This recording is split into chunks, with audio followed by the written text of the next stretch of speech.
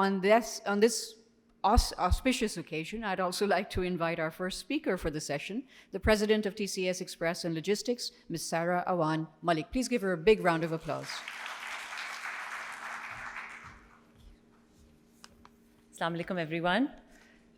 I was also going to start by remembering that today is International Women's Day, and I'm very proud and honored, in fact, to be a woman heading a big Pakistani company. And I hope that all of us are working towards not just the bright future of retail, but the future of gender equality in Pakistan as well. My talk is basically focused on Abhi Amir ki hamari humne suna, he gave a very exciting, he really took us into the future, and he showed us a very interesting glimpse of what the future holds. We traveled to economies which are so advanced that we can talk about the metaverse, and we can talk about autonomous warehousing and retail stores where there is no real physical interaction with goods even, and it's all automated sort of purchasing.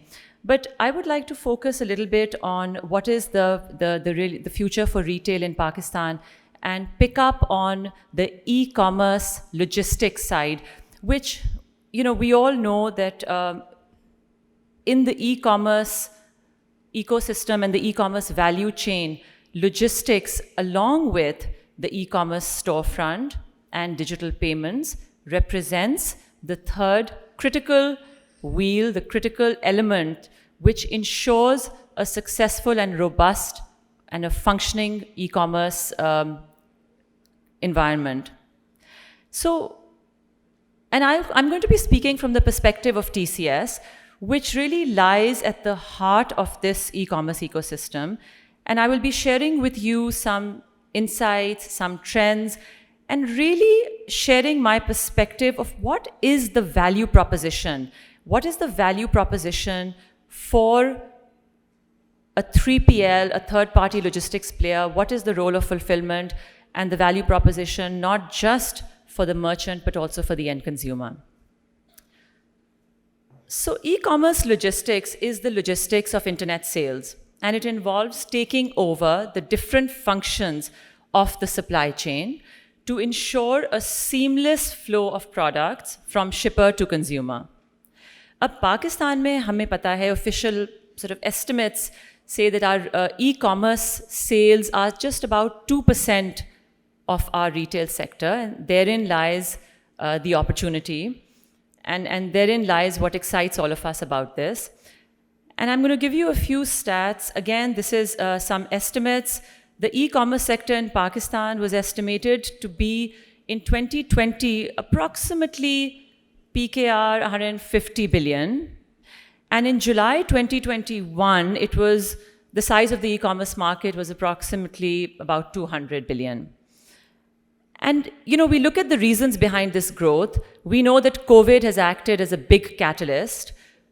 With about 55% internet penetration in Pakistan, we know about a third or a quarter at least of people made an online purchase for the first time during the pandemic. And we think that this is a trend that is likely to continue. People who have made one purchase are likely to make more as their confidence increases in the system. This sector is expected to grow at approximately 25 to 30%, and we at TCS have seen our own volumes over the last year and a half increase by about 2 or 3 times what they were before.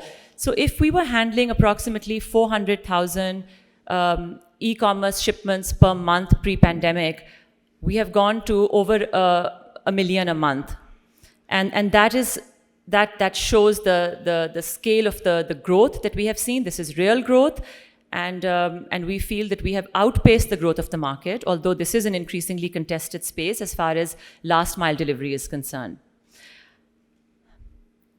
I also want to talk a little bit about the future of brick and mortar, and I think what Nadeem Saab said was very, very relevant and very interesting, because sometimes we think that the future is entirely online and there's this rush to digitize, etc. And yes, that is there, and it's very, very valuable and it's very important, particularly as we are playing catch up. Pakistan में retailers have to play a certain amount of catch up. I think pre-pandemic थोड़ा neglect हुआ था जो online sales का जो element है, and we saw a lot of our customers also who were traditionally purely brick and mortar plays really rushed to digitize and to have an online presence. But actually, globally, the future of retail is such that online and offline integration has increased. And this is really going to be the model for the future. And again, as Nadeem Saab said, physical stores very much remain relevant. And it all comes down to what is your customer experience and what is your customer stickiness. So we'll talk a little bit about that. And just to give some examples again from some other geographies, like Amir mentioned, the online retail giant Amazon started operating various physical stores, going back to actually physical bricks and mortar bookshops, which is interesting because they started as an online bookseller, to cashier-less convenience stores. We saw Alibaba, the Chinese online giant, experiment with Hema Fresh stores, which integrated technology with traditional grocery shopping. And fast fashion is really moving to enhance the e-commerce experience with this incredible fast fashion e-commerce player called Shein, which is a real success story out of China, considered a bid for the British iconic clothing retailer Topshop. And that just shows that they were possibly contemplating, again, a sort of a merged approach between online and offline. So I think, as I'm addressing the retailers of Pakistan, I firmly believe that this sort of an integrated approach really is the future. Although, as I said, in Pakistan, a certain amount of catch-up does need to be played, and we have to actually digitize before we balance out this equation. So coming to third-party logistics and fulfillment, and here really is what is our core value proposition to you. So order fulfillment, as all of you know, is an integral part of the operations and the service promise of all e-commerce players. And it really means जो customer एक product order करता है online, वो उसकी journey क्या है? What is, how does that product actually transition from the manufacturer through to the retailer, the vendor, the merchant, all the way through the process of delivery into the hands of the final consumer? Is that its final destination or not? And oftentimes we find it isn't. And I'll outline some of those challenges. And really, what are the sort of challenges and the costs involved along the way? And what do we as TCS see in this? And our perspective really is TCS has started its life 4 decades ago as a primarily document delivery company. And again, following the global trend, we see that we are also having to retool and re-equip ourselves to becoming more and more increasingly a parcel delivery company. So that has its own challenges for us, but we have a pioneering spirit, and TCS has a very innovative DNA, and so we are responding to market challenges. And really, when we think about the life cycle of this product, it starts from the time that the order is received. So it's the receiving orders, packing, shipping, warehousing, and delivering it to the end customer. And usually what we find is, and this is very a standard, when a retailer starts or a small entrepreneur will set up an e-commerce shop, usually at the very start of their journey, they find that it makes a lot more economic, commercial sense for them to in-house their deliveries. So it's interesting because as I was contemplating this point, I realized that either when you are quite small or then when you become really big like Amazon, at those two ends of the spectrum, arguably, it does make sense or commercial economic sense to invest in your own logistics. But the entire spectrum in between, which is really where the bulk of e-commerce retail lies, sees a lot of value in partnering with a credible and reliable third-party logistics player such as ourselves. Because it is not always cost-effective or efficient to keep this delivery process in-house. So a 3PL really is a partner in the growth of the e-commerce business.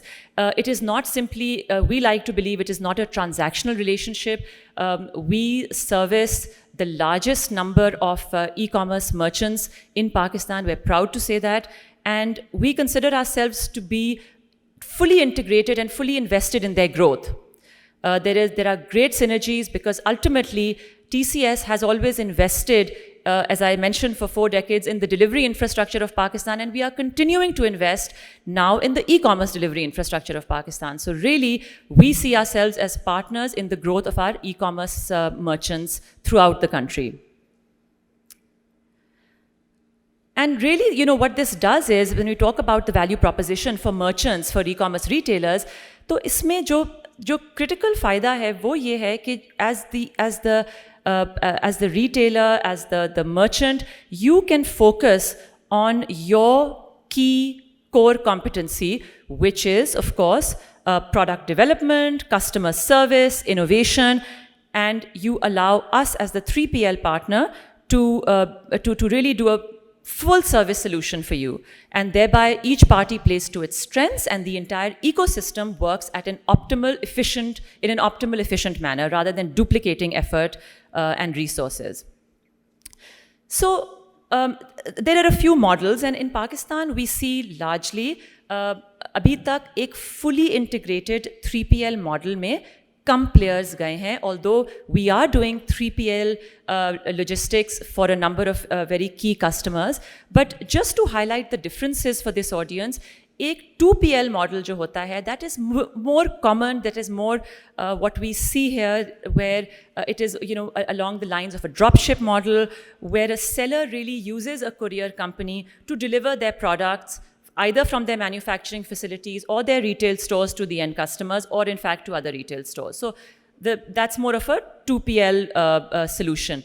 3PL is when a seller or a retailer hires a shipping and a fulfillment partner to carry out the entire end-to-end product, from fulfillment, shipping, and logistics. And so really, you know, I think it's a big leap of faith for any retailer or any e-commerce merchant, because from the time that they partner with the 3PL, they, you know, after the order is placed, they've actually lost control in a way of their product, which is the main, the center, you know, that is what they are selling.